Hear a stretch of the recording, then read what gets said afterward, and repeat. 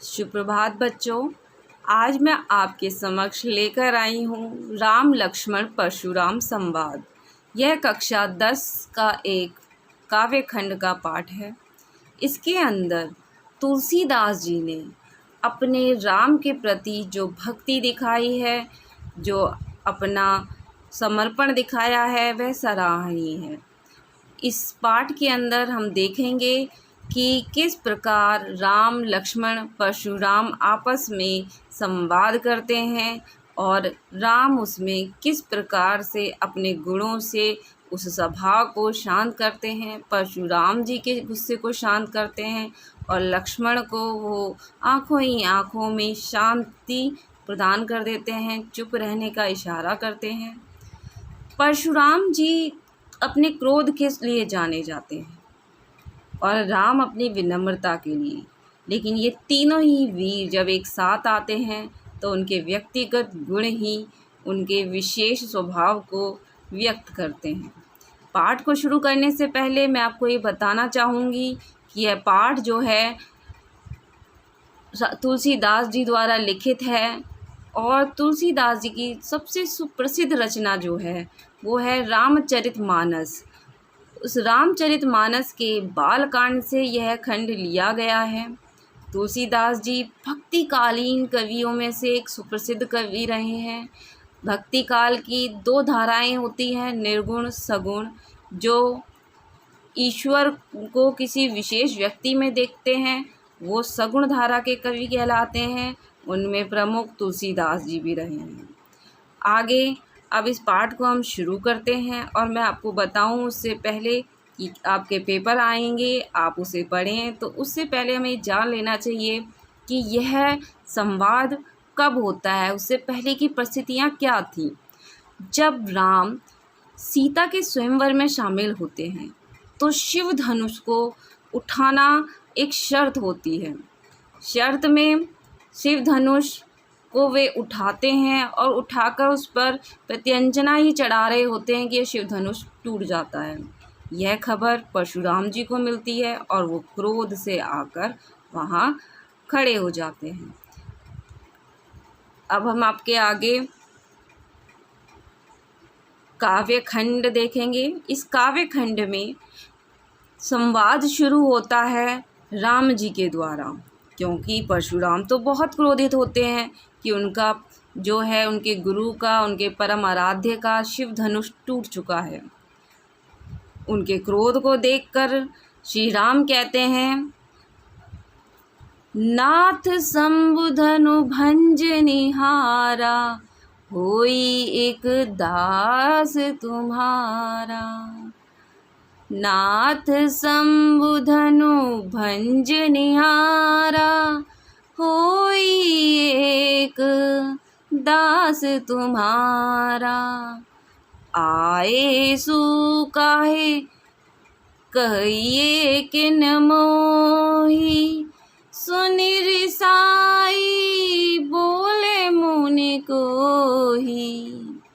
अब क्रोध से परशुराम जी कहते हैं, सेवक हो सो करे सेवकाई, सेवक सो जो करे सेवकाई। करनी करे करनी लड़ाई, अबिरल गाऊ बिहाई समाजा। नाते मारे जेहि सब राजा, सुनहु राम जेहु शिव धनु तोरा। सहस्र बाहु समसो रिपु मोरा, सुनि बचन लखन मुस्काने। सुनि वचन लखन मुस्काने, बोले परसु दरहि अवमाने। बहुधन तोरे लड़काई, बहुधन तोरे लड़काई। कबहु न सीरीस किन्नी गोसाई, एहि धनु पर ममता के हुओ तू, सुनि रिसाई कहे भृगुकुल के तू। तो इस पद में श्री राम जी विनय के साथ कहते हैं कि हे नाथ शंभु धनु भंज, हे नाथ ये जो शिव शंकर का, शंभु मतलब शिव शंकर जी का ये जो धनुष है, इसे भंज मतलब तोड़ने वाला कोई और नहीं है, आप ही का एक दास है, यानी कि आप ही का एक सेवक है। आए सु काहे किह अनमोही, यानी कि आप जो हैं यहाँ पर आए हैं, ठीक है। ये जो कार्य हुआ है ये कैसे हुआ है, मतलब इच्छा से नहीं हुआ है। ये जो धनुष तोड़ा है वो आपका एक सेवक ही है। अब ये सुनकर जो है हमारे परशुराम जी का क्रोध बढ़ जाता है, तो वो क्रोध में आके कहते हैं सेवकु हो सो जो करे सेवकाई, यानी कि सेवक वो है जो सेवकाई करे, सेवा करे, करनी करे लड़ाई, यानी कि जो काम है ना, जो करने लायक कार्य है वो ना करके अकारण वाला कार्य करे, यानी कि जो नहीं करना चाहिए वो काम करे, तो लड़ाई ही होगी। यानी कि कौन सा कार्य नहीं करना चाहिए था, शिव जी का धनुष नहीं तोड़ना चाहिए था। अब वो कार्य करने वाला व्यक्ति क्या है, उनका शत्रु है, तो उससे क्या करना पड़ेगी, उनसे लड़ाई करनी पड़ेगी। अरिल बिकाऊ बिहाई समाज है, यानी कि अभी वो क्या हो जाए, बिहाई मतलब अलग हो जाए, इस समाज से अलग हो जाए, यानी कि इस सभा से अलग हो जाए। नाते मारे जे ही सब राजा, यानी कि अगर वो अलग नहीं हुआ तो यहाँ पे सभा में जितने भी राजा हैं वे सब मारे जाएंगे। अब ये सुनकर राम जय शिव धनु तोरा, सहस्र बाहु रिपु मोरा। सुनो राम, जो भी जिस व्यक्ति ने ये शिव धनुष तोड़ा है वह सहस्र बाहु के समान मेरा रिपु है, दुश्मन है। सुनी वचन लखन मुस्काने। अब ये वचन सुनकर जो लक्ष्मण है वो मुस्कुराने लगे, बोले परशुधर अवमाने, कि अवमानना मतलब घमंड से उनका मजाक उड़ाते हुए, व्यंग करते हुए बोले कि ऐसे बहुधनु मतलब ऐसे बहुत से धनुष हमने लड़काई में तोड़ दिए, मतलब बचपन में तोड़ दिए। कबहू न असी रीस कीनी गोसाई, तब आपने ऐसे रीस मतलब गुस्सा क्रोध नहीं दिखाया, यानी कि उन पर व्यंग कर सकते कि इतने ऐसे छोटे मोटे धनुष तो हमने बहुत सारे तोड़े हैं, लेकिन आपने तब तो कभी क्रोध नहीं दिखाया। एही धनु पर ममता क्यों है, आपकी इसी धनुष पर ममता क्यों है। ये सुनकर रिसाई कहे भृगुकुल, यानी कि ये से सुनकर उनका रिसाई तो क्रोध और बढ़ गया, किसका, भृगुकुल केतु, यानी कि परशुराम जी का। भृगुकुल केतु परशुराम जी के लिए इस्तेमाल किया गया है। ये रहा शब्द आपका, देखिए भृगुकुल केतु किसके लिए इस्तेमाल है, परशुराम जी के लिए। अब परशुराम जी फिर गुस्से में होकर बोलते हैं हे नृप बालक काल बस बोलत तो ही न संभार, कि हे नृप बालक मतलब राजा का बालक, तू ये जो काल बस मतलब समय मृत्यु के कारण बोल रहा है, तू अपने आप को संभाल, नहीं तो तेरी मृत्यु हो सकती है, तू काल के वश में है इसलिए तू ऐसा बोल रहा है, तू अपनी शब्दों को संभाल, अपने आप को मतलब ढंग से बोल, ठीक है। मतलब जो तुम व्यंग भरी बात कर रहे हो उसे बंद करो। धनुई, ये जो धनुष है सम त्रिपुरारी मतलब त्रिपुरारी जी का है, मतलब शिव त्रिपुरारी मतलब 3 लोगों के जो स्वामी हैं उनका है, जो इस संसार मतलब इस सारे संसार को पता है कि ये जो धनुष है जो तुझे साधारण लग रहा है वो साधारण धनुष नहीं है, वो इस 3 लोग के स्वामी शिव जी का धनुष है। लखन कहा हसी हमरे जाना, सुबहु सेव सब धनुष समाना, का क्षति लाभु जून धनु तोरे, देखा राम नयन के भोरे, छू छुअत टूट रघुपति हो न दोषु, मुनि बिनु काज करी कत रोसु। बोले चित्त परसु की ओरा, रेसठ सुनहि सुभावना मोरा। बालक बोली बधो नहीं तोहि, केवल मुनि जड़ जानहि मोहि। क्रोध में परशुराम जी बताते हैं अपने गुणों के बारे में। बाल ब्रह्मचारी अति कोहि, विश्व विदुत क्षत्रिय कुल द्रोही। भुज बल भूमि भूप बिनु कीनी, विपुल बार मही देवन दीनी। सहस बाहु भुज छेद निहारा, परसु बिलोकु महीप कुमारा। इस पद में देखिए, जब परशुराम जी लक्ष्मण को ये कहते हैं कि जो है वो बच्चा है और कालवश क्या कर रहा है, वो अपने आप को निमंत्रण दे रहा है, अपनी मृत्यु को निमंत्रण बोल रहा है, तो वो अपने वचनों को संभाले। तो उस पर लक्ष्मण जी हंस जाते हैं।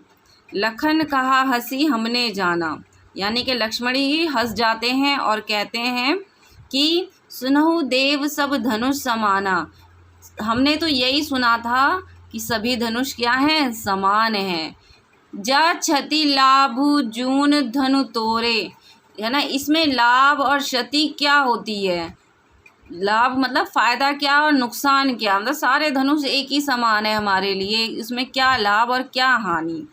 देखा राम नयन के भोरे, और ये कहकर वो राम के नयनों में देखने लगे, यानी कि उनकी तरफ नज़रों से देखने लगे। छुअत टूट रघुपति न दोषु, जिसको छूने से वो टूट जाए, इसमें रघुपति यानी कि राम का क्या दोष है। मुनि बिनु काज करिय कत रोषु, आप तो ऐसे ही गुस्सा हो रहे हैं जिस काम को हुआ भी नहीं, यानी कि किया भी नहीं। यहाँ देखिए कितनी बड़ी अतिशयोक्ति कह दी है कि काम तो वो हुआ ही नहीं, रघुपति जी ने कुछ किया ही नहीं, आप बिना क्रोध, उसी बिना बात के क्रोध कर रहे हैं। बिना काज करिय कत रोसु, मतलब क्रोध किए जा रहे हैं जो काम उन्होंने रघुपति ने किया ही नहीं है। बोले चित्ते परसु की ओरा, है ना। तो यहाँ पे क्या है, उन्होंने ये सुनकर परसु जो है वो उठा लिया। बोले रे सठ, सठ मतलब जिद्दी, है ना, सुन ही स्वभाव न, क्या तुझे मेरा जो है स्वभाव नहीं पता, मतलब बालक तुझे मेरा स्वभाव नहीं पता। बालकु बोली बधो नहीं तो ही, मैं बालक समझ के तुझे इतनी देर से छोड़ रहा था, क्या तुम केवल मुनि, तुमने क्या मुझे मुनि समझ रखा है, साधारण मुनि समझ रखा है। तो वो अपने स्वभाव के बारे में बताते हैं, मैं क्या हूँ, बाल ब्रह्मचारी हूँ, मतलब बचपन से ही जिसने ब्रह्मचार्य का पालन किया हो, विवाह ना किया हो, तो मैं बचपन से ही क्या हूँ, ब्रह्मचारी हूँ। विश्व विदित, यानी कि विश्व को पता है कि मैं क्षत्रिय कुल का द्रोही हूँ। क्षत्रिय, देखिए क्षत्रिय कुल का द्रोही हूँ, यानी कि क्षत्रिय के जो वंशज हैं, वंश के वो क्या हैं, नाशक रहे हैं। भुज बल भूमि भूप बिनु कोई, भुज अपनी भुजाओं के बल पर उन्होंने न जाने कितने राजाओं को मार दिया। अपने भुजाओं के बल पर उन्होंने इस भूमि से कितने ही राजाओं को हटा दिया है, मार दिया है। विपुल बार, और कितनी बार न जाने उन्होंने उन राजाओं की जो भूमि लेकर किसको दे दी है, महिदेवन यानी कि ब्राह्मणों को दान दे दी है। सम बाहु भुज छेद निहारा, यानी कि सहस्र बाहु को उन्होंने अपने हाथों से मारा है, ठीक है। सहस्र बाहु भुज छेद निहारा मतलब उसको वध किया है।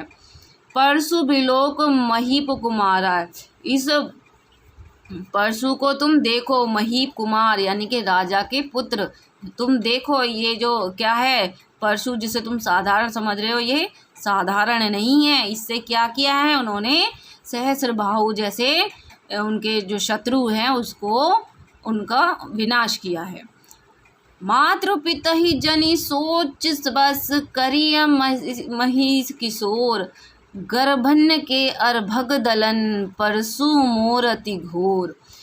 यानी कि इस दोहे में देखिए क्या कह रहे हैं परशुराम जी की माता पिता जो हैं वो तुम्हारे लिए सोच में पड़ जाएं, यानी कि चिंतित हो जाएं, ऐसा कार्य मत करो। कौन? महिष किशोर यानी कि राजा के पुत्र तुम्हारे माँ बाप जो हैं वो क्या करें, तुम्हारे बारे में सोच में पड़ जाएं, उनकी चिंता करो, उनके बारे में चिंतित रहो, उनके बारे में सोचो। ये जो परशु है इसने कितने गर्भन यानी कि गर्भ के अंदर, अर्भक होता है छोटा बच्चा यानी कि शिशु, वो शिशु जो गर्भ के अंदर है, गर्भ के अंदर पलने वाले बच्चे तक जो हैं वो दलन यानी कि मर जाते हैं जब परशुराम जी अपना परशु उठाते, यानी कि उसकी टंकार इतनी तेज है, इतना ध्वनि उसकी इतनी तेज है, उसका भार इतना भारी है, मतलब उनका जो भार है यानी कि कोई परशु जब हथियार उठाते हैं ना तो उसका एक स्वर होता है, यानी कि उसकी आवाज़ इतनी भारी है जिसे सुनकर गर्भ जो स्त्रियों के गर्भ जो धारण कर रही हुई होती हैं उनके बच्चे जो हैं वो गिर जाते हैं, मर जाते हैं वहीं पर। बिहसी बिलखनो बोले मृदुबानी, अहो मुनीसु महाभट मानी, पुनि पुनि मोहि दिखावे कुठारू, चहत उड़ावन फुकी पहारू। इहाँ कुंभड़बती या कोई नाही, ते तर्जनी देखी मरी जाही। देखी कुठारू सरासन बाना, मैं कछुका सहित अभिमाना। भृगुसुत समझी जनेऊ बिलो की, जो कछु कहू सहो रिस रोकी।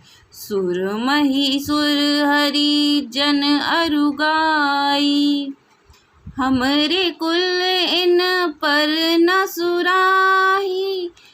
बधे पापु अप कीर्ति हारे, मारतहूँ पाहे परिय तुम्हारे। कोटि कुलिस सम वचन तुम्हारा, व्यर्थ धरऊ धनु भाग्न कुठारा। तो यहाँ पे देखिए बेटा, बहिसी लखनऊ बोले मधुमानवी। अब जब परशुराम जी अपने जो कुठार है उस हथियार की शक्ति का प्रदर्शन कर रहे थे, अपनी शक्ति दिखा रहे थे, उसकी शक्ति लक्ष्मण को बता रहे थे, तो यह सुनकर लक्ष्मण जो थे वो हंसने लगे और हंसकर क्रोधित वचनों वाले परशुराम जी से सुनकर बड़ी कोमल वाणी में बोले, मुनि कि आप तो बहुत ही बड़े योद्धा हैं, ठीक है, और अपने आप में महाभट अभिमानी है, बहुत घमंडी है, मतलब अपने आप में आपको बहुत ही ज़्यादा क्या है, अभिमान है। पुनि पुनि मुझे बार बार आप क्या कर रहे हैं, बार बार अपना कुठार जो है वो दिखा रहे हैं, फरसा दिखा रहे हैं, और क्या चाहते हैं, पहाड़ को फूंक से ही उड़ाना चाहते हैं। यानी कि उन्होंने अपनी तुलना पहाड़ से कर दी और बता रहे हैं कि जो कुठार है वो आपका मात्र क्या है, फूंक के समान है, और आप उसे बार बार दिखाकर मुझे जैसे दृढ़ निश्चयी व्यक्ति को डराना चाहते हैं। यहाँ कुंभड़बतिया कोई नहीं है, यानी कुंभड़बतिया होता है, कुंभड़बतिया मतलब जो सीताफल होता है उसका जो पौधा होता है ना, जब फूल उगता है उसको कहते हैं कुंभड़बतिया। यानी कि सीताफल का जो छोटा सा फल है जब वो लगता है उसको कहते हैं कि तर्जनी, मतलब जरा सी उंगली दिखा दो तो बहुत कोमल होता है कि जरा सा छू दो तो वो मुरझा जाता है। तो यहाँ पर लक्ष्मण जी कहते हैं कि यहाँ कुंभड़बतिया कोई नहीं है जो आपकी इस छोटी सी उंगली को देखकर डर जाएंगी। देखी कुठार जरूर सरासन बाना, यानी कि बार बार आप जो है हर बात पे क्या करें, कुठारू जो है वो उठा लेते हैं और अपने धनुष बाण जो है वो आपने पहन रखे हैं, यानी कि आपको देखकर ही पता चलता है कि आपका कुठार है, सरासन होता है, जो धनुष और बाण है ना वो है, तो वो हैं। मैं कछु कहा सहित अभिमाना, जो भी मैंने कुछ अगर आपको अभिमान या घमंड में कुछ कह दिया हो उसके लिए क्षमा कर दे। भृगुसूत समझेऊ जनु, मैंने आपको भृगुसूत यानी कि भृगु वंश से थे वे, है ना, उन्हें मैं मतलब जनेऊ पहन रखा, तो जनेऊ देखकर मैंने आपको क्या मुनि समझ लिया था। जो कुछ कहूँ सो रिस रोकी, और आपने अब तक जितना भी कुछ कहा है उस सबको मैंने अपना क्रोध जो है अब तक रोक रखा है। सुर महिसुर हरिजन अरुगाई, अब देखिए यहाँ महत्वपूर्ण लाइन लक्ष्मण ने कही है बहुत पंक्ति में कि सुर, सुर मतलब देवता, महिसुर हरिजन को जो है उस समय क्या करते थे, इन पर हथियार नहीं उठाते थे। क्यों नहीं उठाते थे? क्योंकि उस समय कहते थे कि अगर कोई इन पर हथियार उठाता है तो वो अपकीर्ति को प्राप्त करता है। देखिए, सुर महिसुर हरिजन अरुगाई, सुर देवता, महिसुर ब्राह्मण और हरिजन जो ईश्वर की भक्ति करे, इन पर जो भी कोई क्या करे, हथियार से हमला करेगा, हमरे कुल इन पर न सुराई, हमारे कुल के लोग जो हैं वो इन पर वार नहीं करते हैं, यानी कि इनको मारा नहीं करते हैं, इन पर अपनी वीरता नहीं दिखाते हैं। जो शब्द है सुराई मतलब वीरता दिखाना, अपनी वीरता नहीं दिखाते हैं। बधे पापू अपकीर्ति हारे, मतलब इनको ऊपर हाथ उठाने से या हथियार चलाने से क्या होता है, अपकीर्ति होती है। मार तहूँ पा परिय तुम्हारे, इनको मारोगे तब भी क्या होगा, आपको पाप लगेगा और अपकीर्ति प्राप्त होगी। कोटि कुलिस सम वचन तुम्हारा, यानी कि तुम्हारे जो वचन हैं वो कैसे हैं, वज्र के समान चुभने वाले हैं। व्यर्थ धरऊ धनु बाण कुठार, आपने व्यर्थ में धारण कर रखे हैं धनुष बाण और कुठार, यानी कि यहाँ पर उन्हें फिर से अपमानित कर दिया लक्ष्मण ने, कि आपने जो है व्यर्थ में ही धनुष बाण जो है वो धारण कर रखे हैं। आपके जो तीर समान, जो वज्र समान जो आपकी वाणी है वही काफ़ी है, यानी कि आपके जो शब्द हैं वही बहुत जो है वज्र के समान काम करते हैं। कुलिस मतलब वज्र, वज्र होता है एक हथियार होता है जिससे आगे जो भी व्यक्ति होता है उस पर चलाया जाता है और वो खत्म हो जाता है। वज्र के समान क्या है, उनके वचन हैं। जो बिलो की अनुचित करिय क्षमऊ महामुनि धीर, सुनई सरोष भृगु बंस मणि बोले गिरा गंभीर। तो यहाँ पर देखिए कहते हैं कि हे मुनि, आपके जो क्या कहते हैं, देखो एक शब्द आया बेटा कोटि कुलिस, कोटि मतलब करोड़ों, ठीक है, कुलिस मतलब वज्र के समान आपके वचन हैं, जिसे सुनकर क्या होगा, कोई भी इनको सुन ले तो वो वैसे ही घायल हो जाए। तो आपको तीर धनुष की व्यर्थ में ही आपने वो पहन रखे हैं। फिर वे बोलते हैं कि अगर जो बिलो की अनुचित कहूँ क्षमू महामुनि धीर, अगर मैंने कुछ अनुचित बोल दिया हो तो आप मुझे क्षमा कर दें मुनि। ये वचन सुनकर, व्यंग भरे वचन सुनकर भृगुवंशी जो परशुराम जी हैं वो और ज़्यादा गंभीर स्वर में,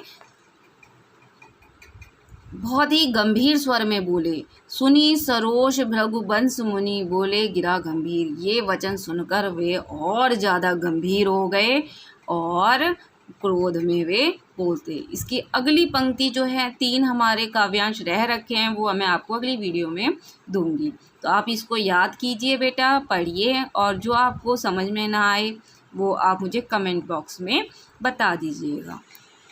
बाय बेटा, आज की वीडियो यहीं ख़त्म करती हूँ।